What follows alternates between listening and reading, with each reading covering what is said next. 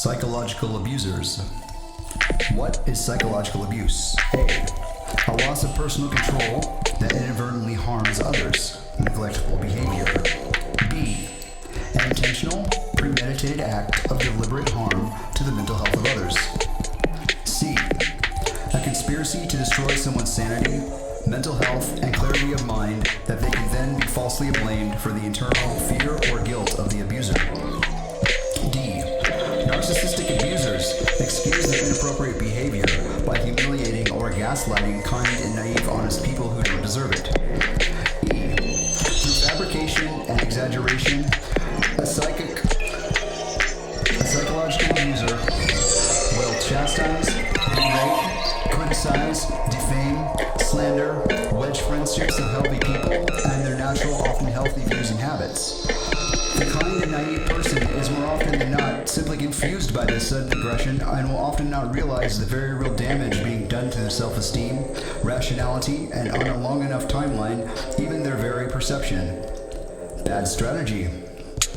One who is unwilling or unable to perform self-analysis and self-improvement will over time become increasingly agitated and out of sorts with the world around them. They will often use what advantages they have that others do not, very often obtained through inheritance or common mundane needs, as proof that their aggression is only the result of the other person not pulling their weight or being responsible. And not keeping pace with what can often be a temporary or superficial advantage. When a narcissist, manipulator, or intentional abuser treats others so sadistically and compassionless, it is often because of their chosen thrall, is content and rising in the world. This terrifies them because they desperately need them to fall, so they can fool themselves into feeling absolved by blaming others and projecting, usually nonsensically, their guilt at them. Being self-absorbed and obsessed with having everyone co-sign their bullshit self-image, they don't realize until well after the fact that people have taken notice of their selfish, reckless mode of wild swings of extremes between free patience and roads constantly spinning over, and where the conspiracy and everyone's voice arose, there is now a loss of confidence or appeal that once drew social equilibrium. Being self-absorbed, they begin to write off or condemn those that are no longer friendly or silent about their increasing, senseless, and incomprehensible outbursts. The breaking point. When a person does not take any sort of measure to resolve, reconcile internal crises, fears, guilt, or mend frayed relationships, the recurring misfortunes and social discord will bring the hopelessly off-putting personality of the dark psychology addicted iconoclast to a state of impending doom and dire crisis. Often, if they haven't been hurt enough, or struck sober by too many close calls, they may follow their downward spiral to its natural conclusions. A life without self-analysis, self-improvement, and psychic work to declutter mental distortion and anxieties is a hard, confusing, soul-crushing reality. In this panic state, they will lean even harder and overly critically, screaming at every inflection of perceived slight against their social standing. They will then seek out those they have manipulated, slandered, and misrepresented before. Even far from their presence, they might simmer their angry imagined circumstance that this person, who is always more or less confused and concerned for the friend, even in the wake of their friend treating them and somehow causing all of their misfortunes behind the scenes. The reality being, though, with their influence and social mobility, may have injured their reputation for a little season. In the longer timeline, their decency, wisdom, hard work, right thought, right attitude, and willingness to work in service of their fellow human beings shone through their false cloud of gatekeeping, slander, dark psychology, and gaslighting.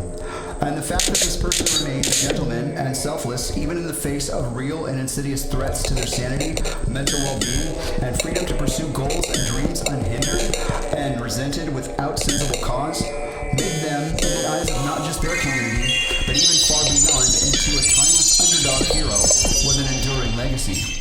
Just as they rise, their detractors fall without relent, as all those unresolved issues within become apparent. apparent to all who have stood witness to the psychological abuser's perplexing, unhinged reactivity fit. But the real issue is, for they, in trying to snuff out and translocate their fear and guilt so desperately upon their oppressor, causes them to telegraph those darkest secrets unconsciously, and before long, all their hypocrisy could be laid bare. The last straw. Often the very last thing they will attempt to do, at last to rid themselves of their unbearable guilt, fear, and shame by attempting to set up their friend as a patsy for their internal self-loathing. They perceive this to be in the bag because they have already convinced themselves that they are actually a hero, despite their increasing brazenness, illogical reasoning, psychotic obsession, disregard for serious laws, ethical red flags, constitutional and human rights violations, and hell-bent criminal behavior, that their emotional attachment to being involved with disrupting the scapegoat that they cannot, without any sturdy, rational, or valid demonstrated reason, determined to be an inhuman and destructive monster that they must stop, no matter how unethical, unfounded, illegal, disreputable, or grossly immoral their means. What they always fail to perceive. By the time they are panicking, desperate, and decide to try to finish their perceived oppressor once and for all, everyone has not only long since taken note of their foul countenance, constant abuse, inhumane treatment, and unwillingness to seek help, grow, or change. Not only that, they have long since taken precautions, notes, collected evidence, and built a great trapdoor of records that will be presented at once should they ever be so blind as to try to take that action.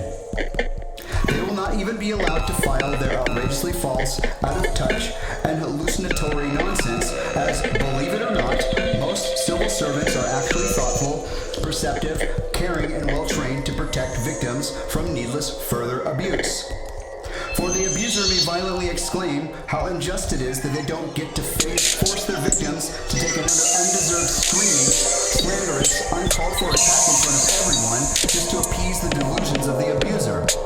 Psychological abuse and trauma kills, and those tasked with protecting the public from such attacks aren't going to re-traumatize a victim to satiate an unhinged psycho with no regard for the community, human decency, respect, or the law in the first place. Psychological abusers' tactics insidiously damage the social standing reputations of their thrall. Abusers always get angry whenever their target victim makes any progress or growth in life at all, and will treat them cruelly so they stop losing vital momentum.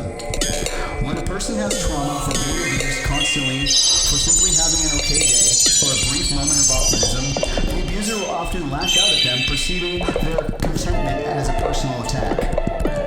Attempting to dishearten their victim by claiming nobody likes them or cares about them.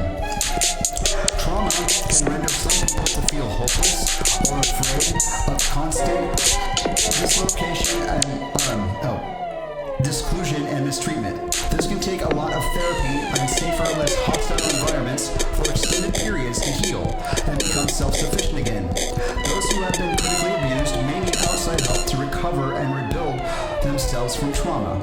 The abuser will blame this inability on laziness, childishness, lack of moral drive to take part in society. This is truly reprehensible, as it's blaming the injured party for injuries that were external to their own effort and choices.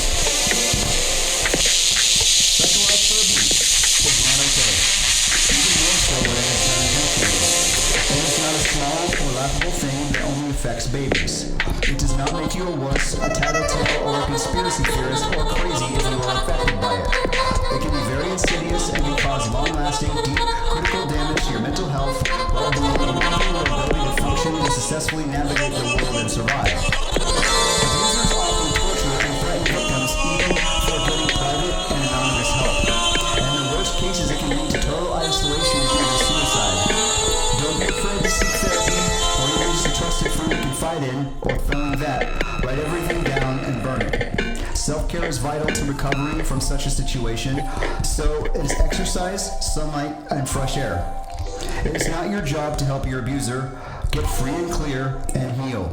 If you need someone to talk to, don't be afraid to ask. I don't have all the time in the world, but an attentive ear for 10 minutes for someone isolated and alone can save life.